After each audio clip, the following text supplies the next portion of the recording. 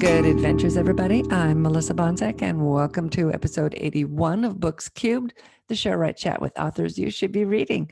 It is Thursday, October 15th, 2020, and it is writing prompt time.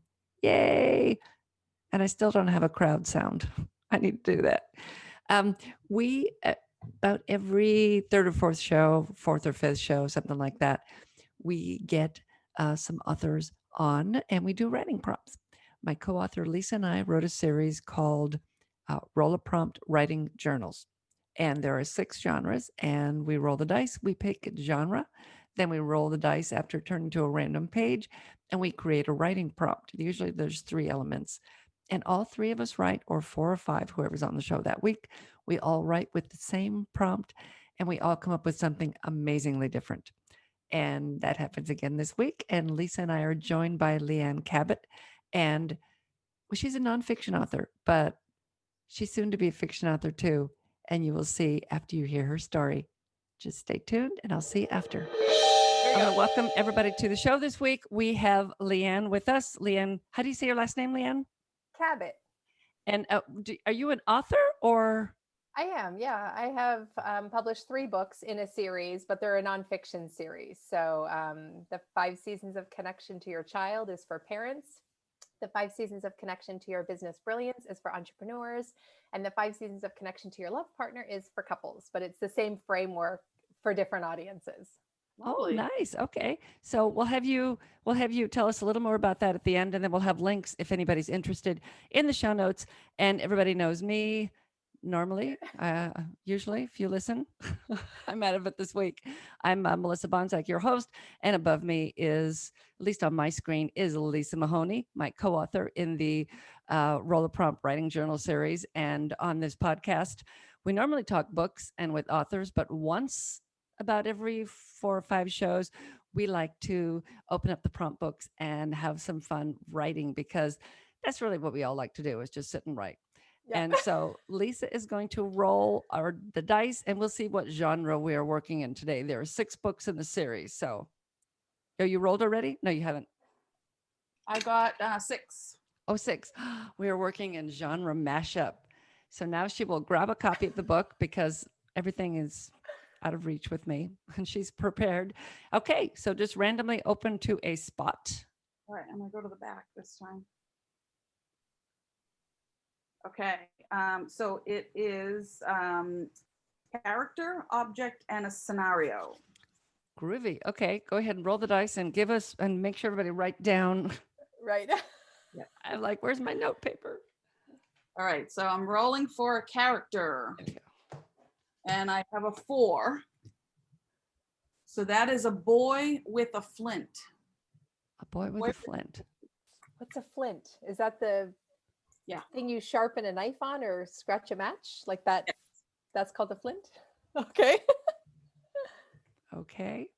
But these are, like we always tell everybody, this is your starting point. You can use what you want, and a boy with a flint might have matches. So anything that he might have with him, you can use. This is just your starting point. Okay. Got it. All right. And I got a 2, and that is a jack-o'-lantern. Very appropriate for Halloween. Yes. Okay, a boy with a flint, and jack-o'-lantern. And then I got a 5. So our scenario is traveling to a fair. I have no clue. Okay. So we will attempt to write for 20 minutes. I will anyway. So I'm going to set the timer for 20 minutes. Don't worry, anybody who's listening and watching, we will cut out all that part of us sitting and writing, and we will get right to the actual reading of our stories after we're done writing. So let me set it for 20 minutes. And is everybody ready? Yep.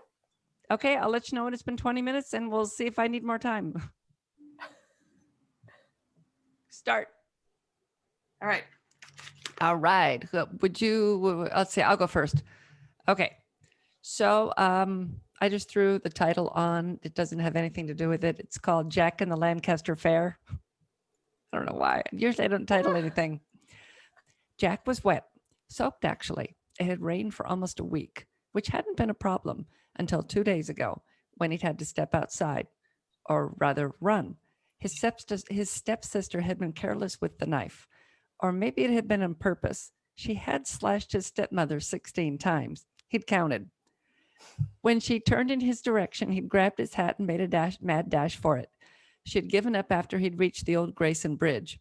It was rather rickety, so she'd stayed on one side, slashing the air in his general direction as he tiptoed from plank to plank, both hands on the ropes that served as a railing, but also held the footbridge together. He'd been too afraid to go home, so he'd slept outside and stolen a pumpkin from the Sanders farm.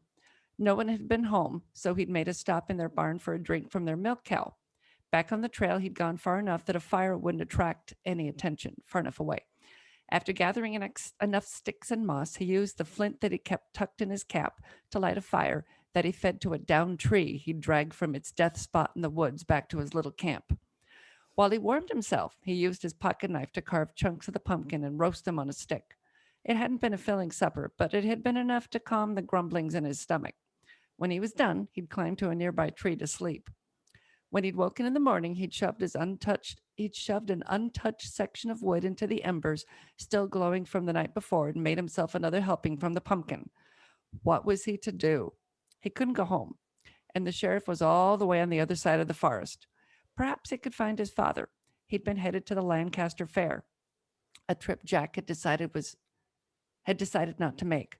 He'd been tired and hadn't wanted to get up early that morning. Jack tried to imagine the journey. He thought he knew the way. A quarter day's ride on a good horse, but he didn't have a good horse. Though there was the Sanders farm. He hadn't noticed a horse in the barn, but that didn't mean there wasn't one there. He closed his eyes for a moment, almost laughing at the image of himself arriving in Lancaster on the Sanders milk cow. And then the black and white cow was doused in a sea of red as the memory of his bloody stepmother took over. He spit the bad taste out of his mouth and then threw dirt on the fire, stomping out the last embers before backtracking to the Sanders farm, stopping just outside their wheat field to catch his breath. Surely they'd understand his need to reach his father. As he started through the tall, golden waves of grain, he heard a scream and broke into a run, emerging from the wheat as Mrs. Sanders made it down the steps of her house, her white apron turning a deep crimson as his stepsister's knife was plunged deep into the housewife's throat. The woman was dead as she fell, and standing in the space she had occupied was Jack's stepsister. Bet you're regretting being such a lazy little shit, aren't you? That's it. Wow, that was amazing. Oh, Lisa, you're muted. Sorry, there was an airplane flying over, so I muted so you guys wouldn't hear it. That had so many elements in it. I mean, there was horror. It felt fantasy in a little way. Yeah. I don't know. Definitely suspense. Yeah, it started out. I always end with murder. It's just always what I do. I try to go away from it, but I kill everybody all the time. Yeah, I was picturing medieval times, and then I've been trying to be really good about just writing and not thinking. But I got all the way to the end before her line of dialogue and thought, I've got no ending. So, okay. What if she's making some comment to him and I'll make him too lazy to have gone with his father? That's about the only thing I could think of. And I had like a minute left. So I ran in and added that line and added her dialogue line at the end. So that it kind of felt like it was a complete short story. Yeah, I think so. That was amazing. Wow. That was amazing. Yeah, nicely done. Mine's nothing like that. Okay. Mine's nothing like that. Well, who would like to go next? Why don't you go, Leanne, because you have to run. So I maybe hear all of it, but the title was His First Big Journey. He was lost and slightly afraid, but he knew where he was going. Did he take a wrong turn at the second oak tree, or did he lose his way after the tractor wheel? He had no idea. His legs felt heavy and his throat felt dry and itchy. He felt like he had been walking for hours, for miles, forever. Troy plodded along the dirt trail in the overgrowth until he found an old fallen log to sit on, and he opened his pouch. He had packed everything he needed for his journey, but he didn't realize his journey would take this long. He pulled out each item one by one: the flint he would need to light the match, 2 quarters for the games, a small bouncy ball, a metal car, and a snack. He carefully opened the napkin and took out 3 of the cracker sandwiches, leaving 2 for later. What happens if he doesn't find his way? How will he live on 2 crackers and a broken promise to his parents? He felt strong and confident when he sat at the breakfast table and convinced his parents he could get to the fair on his own, with plenty of time to light the pumpkin for the opening ceremony. His daddy had grown the largest pumpkin in Odessa County for over 20 years, and his granddaddy had held the title for a few decades before that. They weren't the richest farmers in the area or the most powerful, but no other farmer could ever compete in the pumpkin patch. This year, Troy begged his daddy to be the lucky one to light the orange giant, and after much consideration, his daddy said he could have the honor. Cody and Clara Walter left the farm early to go to the fairgrounds and set up the giant prize winner, leaving Troy to make the 2-mile journey on his own. Where did he lose his path? He thought long and hard, holding the flint between his fingers. It must have been by the tractor wheel, he thought, and he packed up his bag to head back. When he reached the road, he was alone as far as his eyes could see. Squinting in the hot October afternoon, he looked one way, then another, and oriented himself using the town water tower in the distance. He didn't want to be late, so he galloped along the dusty road, but he ran out of breath and out of steam, and he took a short break sitting under an old oak tree. He could hear the rumbling before he saw the beater, but the smoke kicked up from the tires was no illusion. Someone was coming up the road. Troy jumped up and waved them down and was delighted to see Mrs. Jamieson from down the way. She invited him to jump into the bed of her truck because, of course, she was also heading to the fair. The whole town of 312 people were going to be there, and they would all be waiting for little Troy to light the match, reach into the cavernous belly of the biggest pumpkin of the season, and light up the face his daddy painstakingly carved over the last few nights. When the pickup truck pulled into the field, Troy hopped out, thanked his kind neighbor for the ride, and ran right to the center of the fair. Some might have said the pigs or the cows were the highlight, or the games or the prizes were the best part, but he knew everyone would gather around the center pole to see what Mr. Walter had carved. As the sun started to set over the burnt hills and the temperatures dropped, the townspeople gathered to witness this year's harvest reveal. Troy opened his small bag, moved over his last few crackers in his quarters to reach the box of matches and the well-worn strip of flint. He stood on the stage beside the pumpkin, feeling dwarfed by its size and its breadth. But this was his year. He was the fire starter. With the eyes of the entire town on him, he shakily removed one match from the box, ran it along the strip of flint, and heard the birth of the flame, and felt the heat of the fire.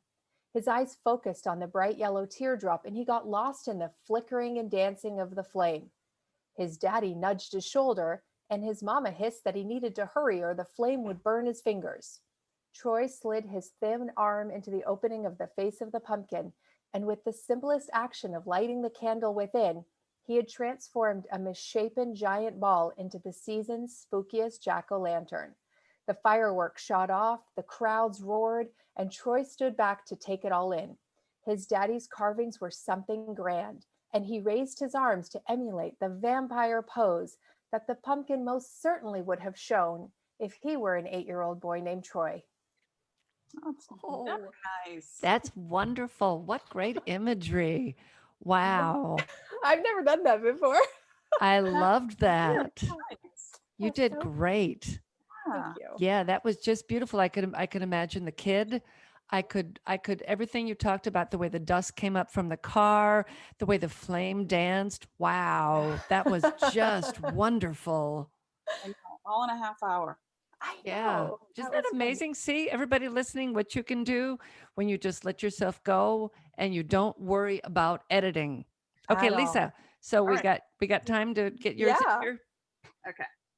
So I did not title mine. My titles usually come after the fact and I have time. So I'll just dive in.